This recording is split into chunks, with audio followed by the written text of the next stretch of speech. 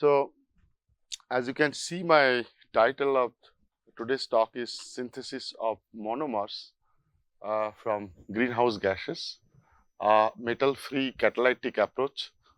So, this is something we have been doing. I think we talked today about carbon dioxide capture, but I'll show you that I think we are one of the first groups to start in India to do capturing carbon dioxide. Our first report came in 2016. Actually, I'll show you. And this is a molecular capture, and without capture, of course, you can't do any chemistry. And unlike many other groups, what we try to develop is an alternative approach without using any metal-based catalyst. Actually, especially we are particularly avoiding any transition metal-based catalyst. I'll try to convince you in my next slide that why avoiding transition metal could be beneficial for the sustainable development. For that, I'm going to take you to my next slide. I'm going to show you a very colorful periodic table which was published by European Chemical Society. As you can see that there are several colors in the periodic table, and it was published in 2018, which talks about 90 natural elements that make up everything, I mean, what we are using in today's world. So you can see that green colored element has a plentiful supply. You can see that, and that means that, for example, hydrogen, sodium, aluminum, silicon, carbon, nitrogen, oxygen, these are all green colored element, while the yellow colored element like magnesium, lithium, boron, phosphorus or vanadium, for example, have the limited availability in our earth. So future risk to supply if you are going to use today too much. And if you can see the orange colored element like uranium, cobalt, rhodium, ruthenium, osmium, palladium, platinum and iridium, for example, they are actually rising threat from increased use. So you need to be very careful if you are going to use this metal. Especially, I'm particularly emphasizing on cobalt, rhodium, ruthenium, osmium, iridium, platinum and palladium. Most of our catalysts are built up with these metals, and they are in rising threat if you are going to use too much. And in serious threat is the elements which are red colored and which is going to be extinct in 100 years if you are not careful today. For example, helium, I would give an example. So you know that liquid helium is used for running MRI, and patient will not be getting MRI image done if you are exhausting all helium. So we need to be very, very careful. And even zinc, gallium, these are metals. Gallium is used in cell phone, and you can see there are a lot of elements like gallium, arsenic, indium, silver. They are regularly used in your smartphone, and we are very happy to change our smartphone every 1 or 2 years, and we actually degrade or destroy these red elements actually with each smartphone we are replacing. So this periodic table is making us aware that what we should be avoiding to use if you are getting a chance. And there brings a bigger question what we are trying to address. I term it as a metal malpractice. By the way, by training I am an inorganic chemist, so I feel that it's my duty to protect metals from overuse, misuse and abuse. So what I'm going to tell you is that we are using too much of these metals, especially palladium, which is 0.015 ppm. We have natural abundance. Rhodium 0.0002 ppm, platinum 0.003, iridium. So they are very rare metals. So we need to protect them. And our approach for this metal-free catalysis is that, can we do the catalysis which is known to be used with the metal-based catalyst? Can we replace them with metal-free catalyst? So that's the idea. So our main objective of our research is that, can catalysts be made with green elements like carbon, hydrogen, nitrogen, oxygen or say fluorine?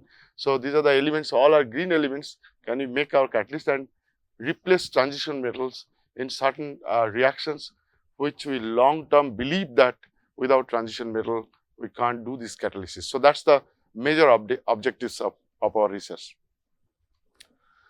Now I'll take you to the very fundamental aspect of anybody who works in catalysis actually.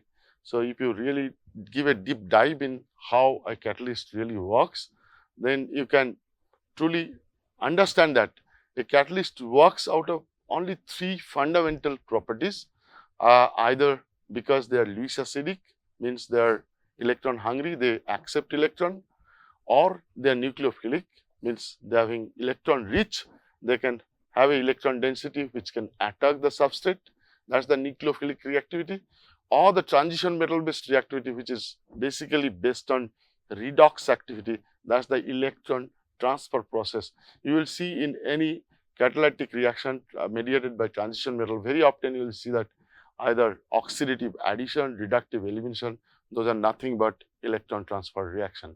Okay, so these are the three properties any catalyst are made up with. That's the fundamental things one has to understand. And so in the first part, I'll be showing you that how nucleophilicity can be utilized as an alternate for the CO2 fixation. Especially, we use a very strong and powerful nucleophiles to capture a molecule or CO2, and then we make it, bring it in our reaction medium, and then we can do chemistry on this captured CO2 molecule. Now, for doing that, we use a molecule which is called NAC. Let me tell you, for those who are not aware of NAC, NAC is a ligand in heterocyclic carbene, where carbene represent a low valent carbon center, which is a very reactive carbon center, which acts as the source of nucleophilicity in our reactions. Just to give you a little bit broader perspective about the NAC, I need to remind you that Grab's catalyst is modified with using NAC as a ligand, where phosphine ligand was replaced by NAC ligand, which gives a superior catalytic efficiency of Grab's catalyst, and that's how Grab's 2 was generated, which is largely responsible. Its success in industrial application is responsible for the Nobel Prize in 2005.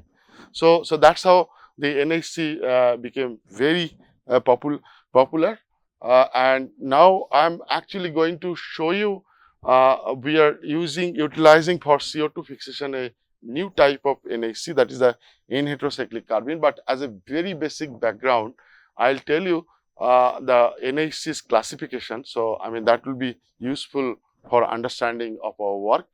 So NACs are typically divided in two major categories.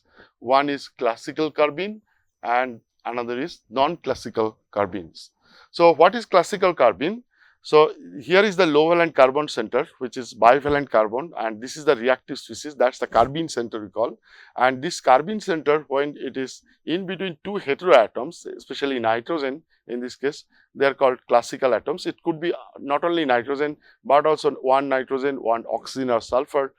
So that makes a classical carbene. Whereas a neo version of carbene, by the way, let me put a word that the discovery of NAC actually it's a 150 years story behind it. The first isolation was done in 1991 Ardiango, whereas the first attempt of doing synthesizing this NAC was made in 1834 by Dumus et al. So this is a long-term history behind the discovery of NAC. And now a neo version of NAC, you can see that this is a 1990 that this was used in Grab's catalysis, and this is the neo version of NAC that was typically developed by Guy Bertrand, who developed his chemistry from Toulouse in France, and later on he moved in UC Riverside, and right now he is working in UC San Diego. So this is a carbene where instead of two heteroatom, where the carbene center is between one nitrogen and one carbon, that makes these non-classical carbenes very reactive, okay, because the donating ability is much more superior than that of classical carbenes. That makes them very good ligands for doing not only organometallic chemistry, but also we anticipated that this could be a very interesting material or ligand for capturing CO2. So let me give you a little bit of background of this synthesis. You can see that this is the first NAC which was synthesized, isolated. And by the way, I mean, this compound is not so stable under outside, like you have to store it inside a globe box at minus 20 degrees centigrade. And you can always argue that it's so reactive, we can't handle it. But that's the actually boon. Basically because this reactivity we utilize for doing CO2 capture, and this was reported in 2009, and it shows that this is a superior donor ability by basic HOMO calculation, and also some of the parameters such as Tolman electronic parameter, proton affinity, everything suggests that this carbene, this abnormal carbene is basically more superior donor or more superior nucleophile as compared to the normal carbene. Now, what we thought that this carbene, we isolated carbene, we wanted to use as a building block for our CO2 reactivity. We wanted to see that this carbene whether really reacts with CO2 or not. And then what we did is that we took this isolated carbene and then treated at atmospheric pressure of CO2, and then we saw that very clean reaction is happening with CO2 at atmospheric pressure and room temperature. It forms an adduct of CO2, and now this is the CO2 fixation was possible. Then you can convert this CO2 to whatever product you want. We could convert into methanol, we could convert into formic acid, this captured CO2 with very good efficiency of the catalytic catalysis.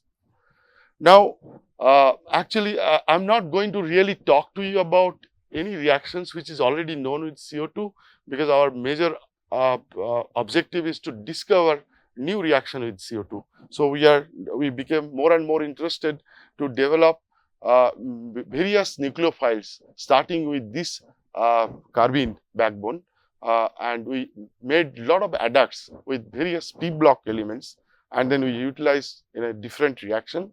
We can make a borinium ions by reacting with boron center, cationic boron center, and then we could, of course, this we did not use for CO2 chemistry, but something else. We could do the metal-free hydrogenation reaction with this particular cations, and also we could make mesoionic N-heterocyclic imines, where this is the nitrogen adduct of this carbene, and this is we used for metal-free catalysis of CO2 reactions. I'll give you brief in my next slide. And this is also, I'll be mostly talking about this molecule. So this molecule is called mesoionic N-heterocyclic olefin. Once again, it started from this carbene. This adduct was made first by a German group, by Huntsman's group at Dortmund in 2020, and we utilized this particular compound because this carbon is now negatively charged. This is the center of nucleophilicity, and then it can capture CO2, and we can use the metal-free catalysis. This particular catalysis I'll show you a little bit in more details in this talk. And very recently, we are also developing quite interesting phosphorus compound. We call this as a low-valent phosphorus chemistry. So we could stabilize. You know that phosphorus chemistry is very well known. +3, +5 phosphorus compounds are very well known, but we don't know much about +1 oxidation state. That's the low-valent phosphorus chemistry we could develop with the help of this carbene, which stabilizes phosphorus 1 compound, and we utilize this for carbon dioxide fixation, as well as this can act as a transition metal. So it can do oxidative addition like P1, P3, and very recently we reported a work I'm not going to talk today about, it's a different area. We did the oxidative addition reaction with P1, P3 catalysis. And also we did with sulfur adduct is a meso-ionic N-heterocyclic thiones. Of course, we did not do any catalysis. This is a synthetic and reactivity. What I'm trying to tell you is that this is an excellent building block to do variety of chemistry, where you can create a lot of reactive species, and this species in principle can be utilized for various metal-free catalysis. I'm going to talk in particular about this meso-ionic N-heterocyclic olefins and its catalysis in CO2 fixation now. So let me also tell you what I told you in the beginning, that we are not working on the known reaction of carbon dioxide. For example, I told you that when we initially captured CO2, we could fix and we could convert CO2 to into methanol and formic acid, and that was one of the best known homogeneous catalyst with about 9,000 TON in the homogeneous medium with 0.1 mole percent of catalysis. But our interest actually moved from known reaction to developing unknown reaction, that is the discovery of new reactions with CO2. And let me tell you why this particular topic is very important. So for a moment, let us imagine that we have got the technology, the super technology for CO2 conversion. That means we can do whatever you want with that technology. Maybe Peter Sebastian's technology works as a super technology, or Vivek's technology works as a super technology. It can convert all the methanol required from the CO2, right? Let's consider for a moment that is happening. So Sebastian is considering all its technology CO2 converting to methanol. Then how much methanol world needs? The world consumption of methanol is 111 million metric tons. Okay. Now, what are the other products we talk every day, always? So let us see what is the world consumption. Formic acid. World consumption is 750 metric ton. I am giving you data from 2022. World consumption of formaldehyde is 21 million metric ton.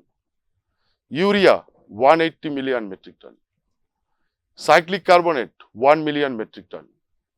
Calcium carbonate, 8,700,000 tons. So if you add up everything, it is coming 314 million metric ton, and you can understand, you can do back calculation, you can do math, and you can understand the scale of the necessity. So what is the emission of 2022? 37,000 million metric ton. So if we even have a super technology, you cannot even consider more than 1% if you do back calculation of total CO2 emission.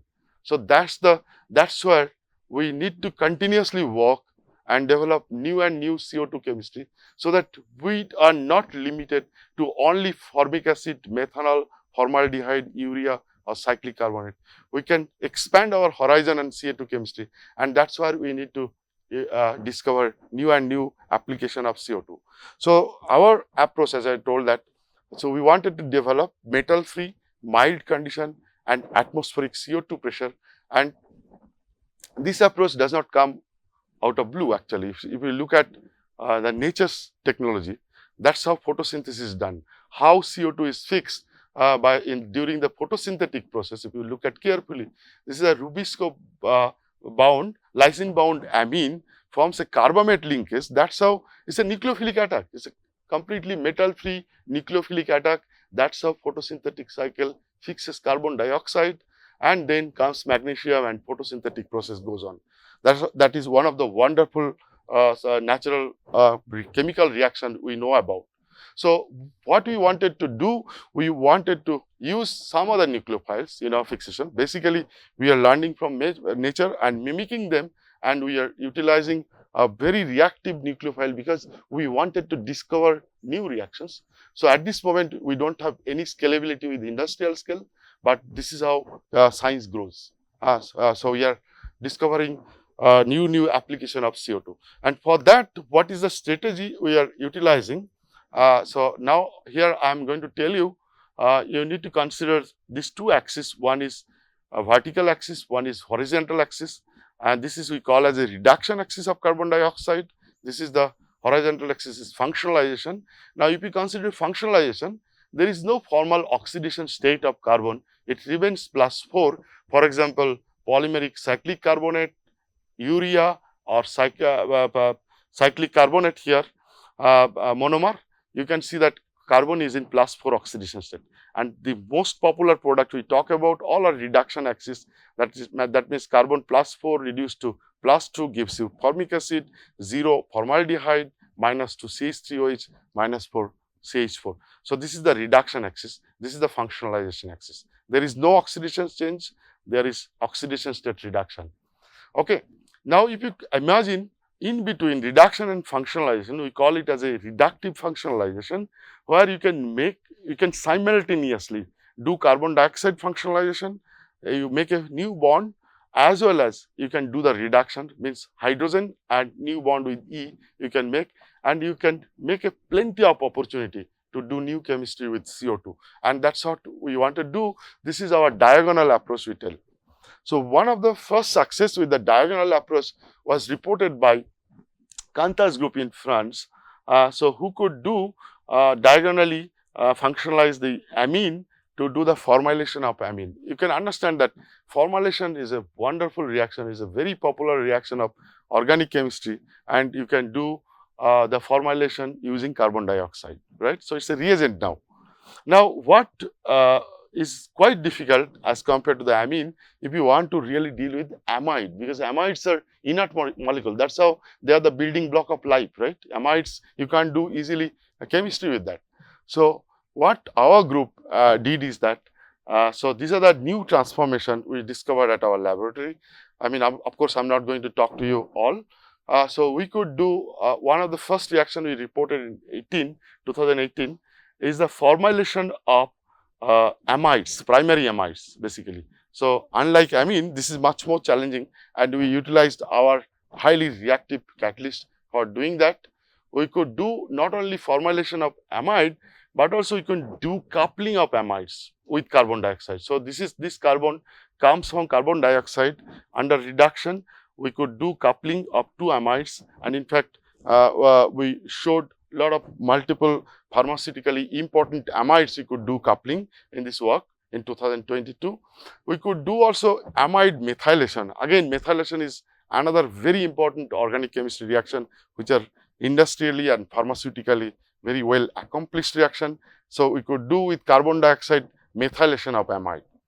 Now, more recently we also did sulfoxamine methylation. So, this is again pharmaceutically very important methylation process, where we use carbon dioxide as a methylating reagent. So, these are all CO1 source for doing a lot of organic reaction, and the reaction particularly I am going to talk today a little bit in more details is the thiol formylation. Okay.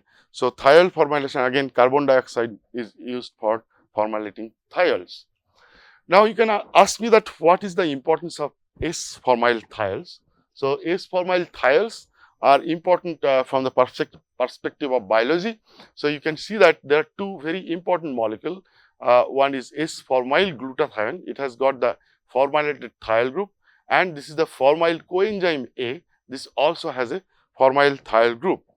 Now, if you look at this, the importance of this molecule, or if you want to do synthesize this molecule, actually you can synthesize enzymatically. For example, you can take CO2, then you can reduce to formate, and then you can treat with thiol coenzyme A, and then you can get formyl coenzyme A. However, the chemical reaction, so if you take CO2 and you want to fix on thiol, is not known. So, we anticipate that this is basically failure of transition metal based catalyst, because whenever you take transition metals, most of the transition metals reacts with thiol and it forms transition metal thiol bond, and that is how it poisons the catalyst actually. So, here we utilized our method without using any metal to fix the carbon dioxide on thiol. In fact, we could do this reaction by taking this mesoionic N heterocyclic olefin as a catalyst, where thiol can be fixed with CO2 to make a variety of formulated thiols at 1 atmospheric carbon dioxide pressure with only 5 mole% of catalyst at room temperature. And in fact, we could see that the reaction is quite exhaustive. It can work with lot of complicated organic molecule of pharmaceutical and industrial importance. We could do some of the drug derivatives functionalization, for example, ibuprofen, naproxen and all, and we could fix thiol and then carbon dioxide on that. And also importantly, we could do the 13C isotope leveling of this formulated thiol. For example, by using carbon 13 leveled CO2 group. So, we can not only isotopically level one carbon, but also we could do two isotope leveling with 13C and deuterium leveling. So furthermore, we also could synthesize and label the coenzyme A, formyl coenzyme A, by utilizing 13C labeled CO2, and which can lead to the better understanding of this coenzyme biological function if we can do the isotope leveling of such molecule. So what else we can do is that, so we can actually integrate this reaction, for example, thiol to formyl thiol, and then further you can go on in the same pot to treat with a Wittig reagent to make a vinyl sulfide. So this is alkene, right? This is a monomer for various polymer industry. So this is the vinyl sulfide, and this carbon comes from CO2. This is extracted from CO2, and if you look at the vinyl sulfides preparation, it typically the application wise, this is used quite popularly in polymer science, drug development, material science. And if you want to prepare this particular compound vinyl sulfides, you need to do CS cross coupling reaction, where you need to use transition metal based catalyst, and you have to do this reaction thiol and alkyne using a catalyst. Whereas we could do this exactly same product by utilizing CO2 as our reagent, where the carbon of olefin comes from the CO2 and without using any transition metal based catalyst, right. So this integration was possible, and we could show a number of examples where thiol can be integrated into vinyl sulfides with very good yield actually. So we could see that quite complicated molecules, it can give a range of internal olefins, and also at your wish you can label some of the internal olefins with carbon 13 using our 13CO2 gas and our catalytic method, and that's how we could make this type of alkenes, and this is the some of the leveling isotope leveling experiment. Okay. So in summary, I would like to tell you that we could it is not yet over actually, right. I have another part. This is the first part summary. I hope I have time. Okay. So this is what we could do. We take carbon dioxide, we fix thiol, we take thiol and fix carbon dioxide as a formyl thiol. We could label the coenzyme A, we could synthesize formyl coenzyme A, and also we could synthesize vinyl sulfides in one pot at very mild condition. We are quite delighted to notice that this work was highlighted by the Nobel laureate Professor Benjamin List, who talks about this work establishes a previously unattainable, simple and robust metal-free non-enzymatic method for formylation of thiols using CO2. So that's one of the areas we have been doing. Right now, what we are developing even more challenging reaction.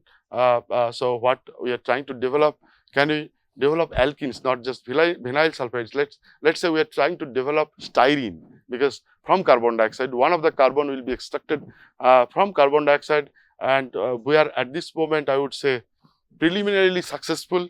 We could make a number of alkenes, including styrenes, and where we have used a hydride source, which is, of course, hydrogen would be the best source, but we utilized a hydride source, which is a industrial byproduct, is a polymeric selene we used to do the as a hydrogen source to make these styrenes actually. So right now, this work we are developing carbon dioxide to olefins, and that will be greatly helping the polymer industry, right. So far I was talking about how among these three fundamental properties, how nucleophilicity can be extremely useful to do this CO2 fixation. I am a little bit switching to another property, that's the redox activity, another fundamental property, and that too again without utilizing any transition metal, because so we had a dogma that transition metals are required for doing redox catalysis. Okay. So right now we are trying to develop certain concept utilizing organic molecules to do the transition metal replacement. So redox activity, what we are trying to do is that we are trying to do the electron transfer catalysis by using organic small molecules, and the concept wise what we are trying to do is the following. So let me tell you, electron catalysis, today we can divide into two categories. I mean, this is the more newer development in electron transfer catalysis. This is the more traditional catalysis, that is the two electron transfer catalysis, which you read in your organometallic textbook in the form of oxidative addition, reductive elimination reaction. So that you know as a palladium PPH34 in the coupling reaction, or Wilkinson's catalyst in the hydrogenation. So this is we call as a two electron transfer catalysis. Whereas one electron transfer catalysis, which is a more newer version, of course, I mean, a lot of photocatalysis is based on this one electron transfer catalysis, iridium based, acridinium salt, organic compounds, and this is a photo excited photo stimulated catalysis, you can say. This can give you single electron transfer process, on the contrary to the two electron process, that's the oxidative addition reductive reaction, reductive elimination reaction. Here you have an opportunity to use small organic molecule to do the one electron transfer, and then you can bypass the transition metals. So how we are differing from the existing literature, let me also explain in this slide. So existing literature utilizes a hot electron actually, right? So it's an excited electron. What you do is that you take catalyst, you inject the electron, you excite the electron, and then transfer the electron to do your catalysis. So we call this as a one electron catalysis, where you activate the catalyst with only one electron. Whereas we differ from the existing concept, we differ in this following way. We use two electron instead of one electron. We take the catalyst, we feed them two electron. If you feed them two electron, the energy, the electron becomes more hotter. Okay, the energy of electron goes higher. So you can access those molecules which without transition metal one can't access. So it's a two electron reduced catalyst we utilize in our reaction methodology, and that's how we develop our chemistry. Okay. So I mean, this is one molecule I'm not going to tell you. This is altogether a one talk actually. This is how we develop. But let me tell you. So we have been working in more than 15 years in this chemistry. What we take is that this is a simple hydrocarbon molecule. Okay, and this is a redox active hydrocarbon molecule you can take. Now you can feed them electron. First electron gives you radical. Second electron gives you anion. Now, so these anions are quite stabilized anion. We create them in situ and then do our reaction. And some of the key publications are highlighted there. This is one molecule, and the second molecule which I am going to talk to you today is this molecule is exactly similar way it functions. So this molecule was developed by Daniel Wurz from Germany, and so this takes again one electron to get the radical anion, and second electron if you put, it becomes dianion. Now why I am taking this this example, because very recently, although we have been working for 15 years, we never could isolate or characterize this dianion two electron fitted molecule. Although we have been trying a lot, even today it's our dream, but we have been successful in feeding two electron and crystallizing this dianion. This is a highly reactive species to do chemistry, and X-ray structure is known for this dianion. Very recently we have been successful. So that's how I'm interested to talk about that. But let me tell you very briefly what in other chemistry what we are doing. We are trying to develop an alternate to the coupling chemistry, which is rewarded with the Nobel Prize in 2010 for its enormous application in not only material science but also pharmaceutical science, right? And various commodity material. What we utilized is this molecule. The whole idea is that palladium breaks the Rx bond, and if you look at the whole cycle, let me give you a very brief understanding. The role of a catalyst, palladium catalyst, is a source of sink of two electron, right? It gives electron, it populates the antibonding orbital of the substrate, it activates, it breaks, and you do your coupling catalysis.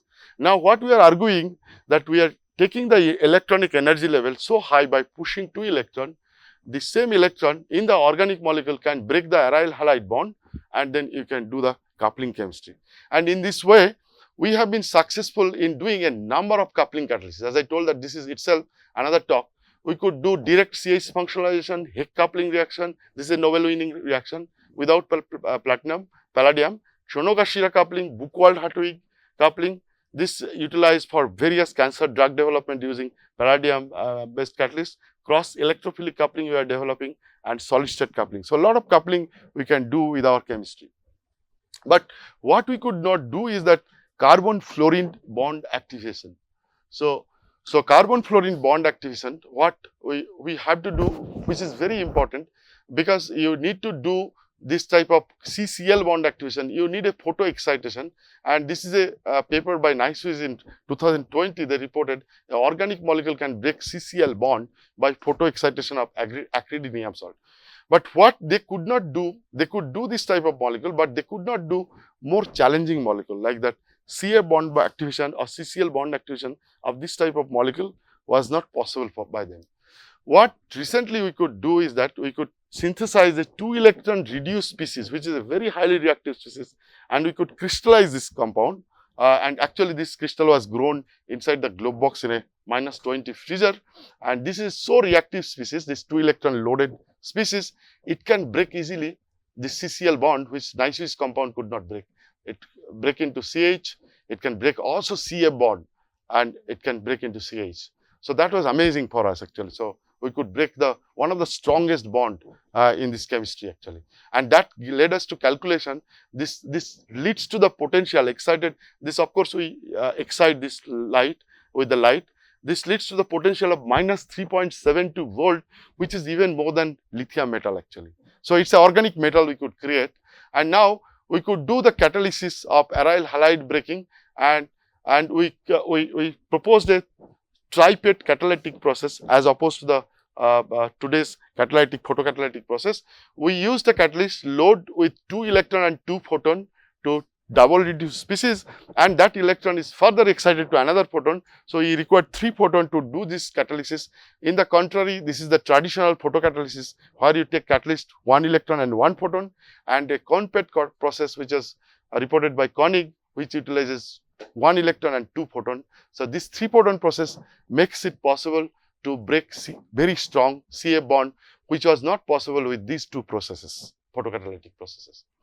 Now this is just very recently we reported, and at the same time we saw another paper on the same topic, but what they could do is that they could do the PFAS molecule breakage. We are also trying that PFAS molecule breaking, which is again environmentally very important molecule to break. So I think I have 2 or 3 minutes, I guess, or how much time we have? 3-4 minutes? Okay.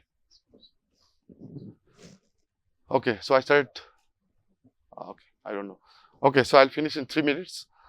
So what we could do is that, since I told that this is an organic metal, we could do Birch reduction, which is again a era of metal based chemistry, and you need a liquid ammonia and alkali metal to do this. We could do this with our organic metal, this one. And what happens if you take greenhouse gas and arene? So you do the Birch reduction and CO2 functionalization together. So this is something unpublished result I am sharing here. So we could do CO2, you could do the COH functionalization with the reduction. You take N2O, you could do C double bond O form a quinone formation. And by the way, I mean, so if you all of you know that N2O is 300 times more potent greenhouse gas than that of CO2. We all talk about CO2, but we don't talk about N2O. But remember that N2O creation, our India is one of the topmost country actually. We don't pay attention to N2O as a greenhouse gas. We all talk about CO2 as a greenhouse gas. Now N2O reduction and N2O chemistry is very important, which is getting traction in recent years, and again you need a metal based catalyst. So this is a Cornella's group reported in 2022. They used N2O activation by using a nickel based catalyst. Whereas here we are using N2O activation without using any metal to do our catalytic reaction. What I am trying to tell you in my next 2-3 slides is a very interesting reaction we have developed with the N2O and CO2 together. We engineered a reaction where N2O and CO2 can be engineered together to integrate in a useful product by reacting with alkene. I think I have taken you to the catalytic world of no metal, all right. So, and I think I am able to convince that at least to some extent, right now we are taking any challenge. You give me any reaction, we will try to develop metal free. That's my challenge, career challenge. So we are right now developing more and more difficult reaction. For example, nitrogen to ammonia, Haber-Bosch process. Can you do metal free? So that is something we have picked up. So hopefully sometime will come up with more interesting result with Haber-Bosch process without metal based catalyst. So with this, let me thank my excellent groups actually. So I need to tell a few sentences. Without them, I cannot stand here or sit here, whatever you say. They're extremely good. They come at 7:30 to the lab. Timing is about 8 o'clock and they work for 12 hours in our lab actually, and they're very hardworking. Especially today I talked about Shubir. Shubir is right now postdoc in USA. So he developed the thiol formylation reaction, and I talked about Amit's reaction on N2O, on CO2 and this alkene formation about Mondira's work.